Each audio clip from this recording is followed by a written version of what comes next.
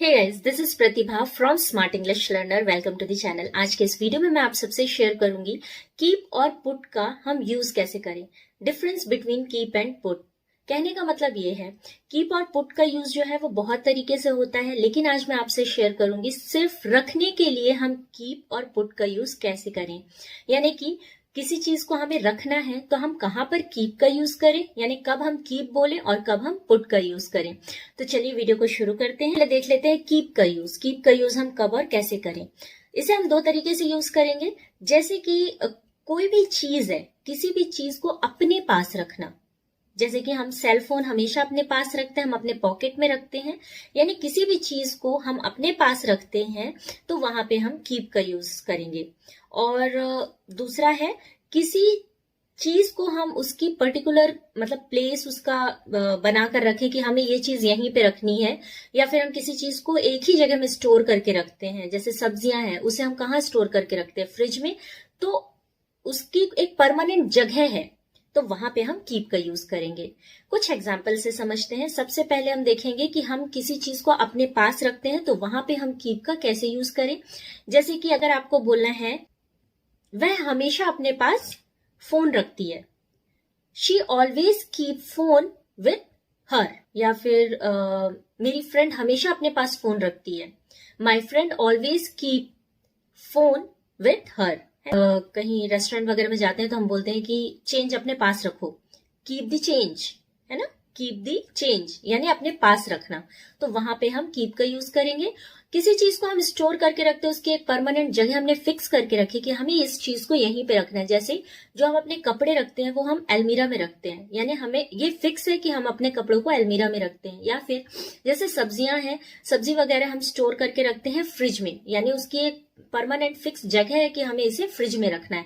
तो किसी भी चीज की एक परमानेंट जगह हो, जैसे कि किचन में गैस स्टोव हम रखते हैं तो उसकी परमानेंट जगह है कि उसे हमें किचन में ही रखना है। तो किसी भी चीज की परमानेंट अगर जगह हो जिसे हम वहां पे स्टोर करके रखते हैं, या फिर जिसे हम वहां पे रखते हैं, उसकी हमने एक प्लेस बना रखी है, एक जगह बना रखी है, हमें उसे उस चीज को वहीं रखना है, तो वहां पे हम कीप का यूज करेंगे। जैसे कि अगर आपको बोलना है सब्जियों को फ्रिज में रख दो, keep the vegetables in the fridge. सब्जियों को फ्रिज में रख दो, keep the vegetables in the fridge. या फिर आपको बोलना है कोई कॉफी मग हो गया या चाय का कप हो गया, तो अगर आपको बोलना है बिस्तर के नीचे या कहीं पे भी है तो आप बोलोगे कि इसे किचन में रख दो, keep a cup in the kitchen.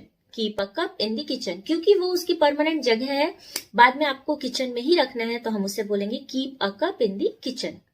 ठीक है। तो किसी भी चीज को अगर हम अपने पास रखते हैं तो वहां पे हम कीप का यूज करेंगे, या फिर किसी भी चीज को हमने किसी भी चीज की एक पर्टिकुलर जगह बना रखी है, उसे हम वहीं पे स्टोर करके रखते हैं, तो उधर पे भी हम कीप का यूज करेंगे। चलिए अब देख लेते हैं पुट का यूज हम कब और कैसे करेंगे।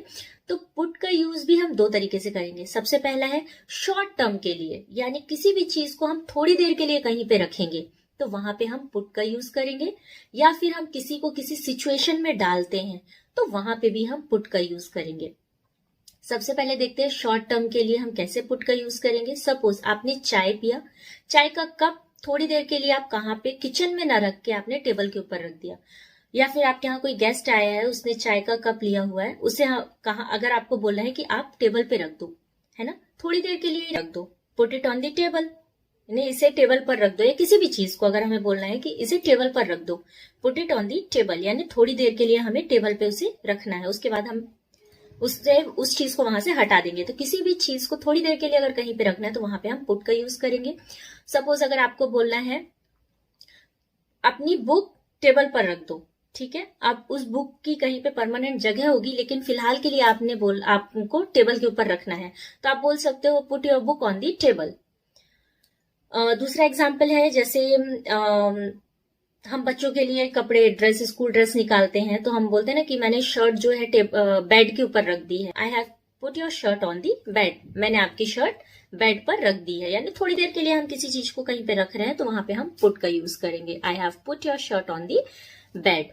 या फिर सपोज आपकी जो चप्पल है, सैंडल है, वो काफी गंदी हो गई है तो हम बोलते हैं ना उसे बाहर ही उतार दो, तो बोल सकते हैं, या उसे बाहर रख दो, अपनी सैंडल्स या शूज को बाहर रख दो, तो बोलेंगे put your shoes outside the door. यहाँ पे हम पुट का इस तरीके से यूज करेंगे, यानी किसी भी चीज को थोड़ी देर के लिए कहीं पे रखना है तो हम वहां पे पुट का यूज करेंगे। वैसे पुट का यूज बहुत जगह यूज होता है, लेकिन मैं फिलहाल अभी रखने के लिए कहाँ पे हम कीप और कहाँ पे पुट का यूज करें वो डिफरेंस आपको क्लियर कर रहे हैं। तो अब देखते हैं, किसी को किसी सिचुएशन में डाल देते तो वहां पे हम पुट का कैसे यूज करेंगे। जैसे कि अगर आपको बोलना है कल उसने मुझे बहुत ही खराब सिचुएशन में डाल दिया, तो उसे आप इंग्लिश में बोल सकते हो he put me a very awkward situation yesterday. आपको बोलना है मेरा माइंड चेंज करने के लिए आप मुझ पर बहुत प्रेशर डाल रहे हो या बहुत प्रेशर रख रहे हो, बोलते हैं ना बहुत प्रेशर डाल रहे हो मेरे ऊपर।